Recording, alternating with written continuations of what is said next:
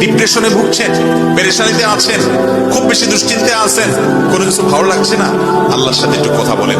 আল্লাহ, আপনি আমার সৃষ্টিকর্তা, আপনি আমার মালিক, আপনার কাছে আমার ফিরে যেতে হবে। আপনার কত অবাধ্য হয়েছি, কত নাফরমানি করেছি, কত সীমা লঙ্ঘন করেছি, কত নির্দেশ অমান্য করেছি, কত নিষেধ লঙ্ঘন করেছি। আল্লাহ, এগুলোর জন্য পাকড়াও করলে আমার কোনো উপায় থাকবে না। মালিক, এখনো নাকের ডগা নিঃশ্বাস আছে, এখনো ক্ষমা চাওয়ার সুযোগ আছে। আপনি ক্ষমা চাইলে ক্ষমা করে দেন। আমি তওবা করছি, আর কখনো নির্লজ্জ কাজ করব না, আপনার নাফরমানি করব না। আপনি আমার অমুক পাপটা মাফ করে দেন, তমুক পাপটা মাফ করে দেন, আমাকে পাপ থেকে বাঁচায় রাখেন। আল্লাহ, আপনি আমাকে হেফাজত করেন।